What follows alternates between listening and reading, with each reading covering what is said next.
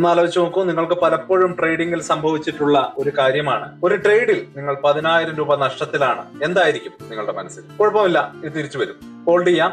അല്ലെങ്കിൽ ഇനി വേറൊരു ട്രേഡിൽ നിങ്ങൾക്ക് 2,000 രൂപ ലാഭം കാണിക്കും. പെട്ടെന്ന് നമ്മുടെ ആ ഒരു നെഞ്ചെടുപ്പ് കൂടും. ഇല്ലെങ്കിൽ ഇപ്പൊ വിറ്റില്ലെങ്കിൽ താഴോട്ട് പോകുമോ, അല്ലെങ്കിൽ കിട്ടിയ ലാഭം കയ്യിൽ നിന്ന് പോകുമോ?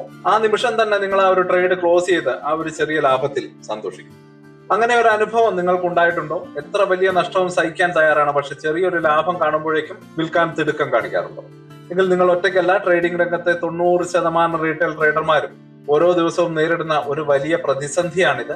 തുടക്കക്കാരുടെ മാത്രം പ്രശ്നമല്ല, വർഷങ്ങളുടെ അനുഭവ സമ്പത്തുള്ളവർ പോലും ഈ കെണിയിൽ വീണു പോകാറുണ്ട്. ഇത് നിങ്ങളുടെ മാത്രം പ്രശ്നമല്ല, ഇതിന് പിന്നിൽ വ്യക്തമായിട്ടുള്ള ഒരു മനഃശാസ്ത്രമുണ്ട്. ഈ ഒരു വീഡിയോയിൽ എന്തുകൊണ്ടാണ് നമ്മൾക്ക് ഈ ഒരു പേടി വരുന്നതെന്നും നമ്മുടെ തലച്ചോറിനെ എങ്ങനെ പരിശീലിപ്പിച്ച് ഈ പേടി മാറ്റി ചെറിയ ലാഭങ്ങൾക്ക് പകരം വലിയ ലാഭം നേടാമെന്നും നമ്മൾ പഠിക്കാൻ പോവുകയാണ്.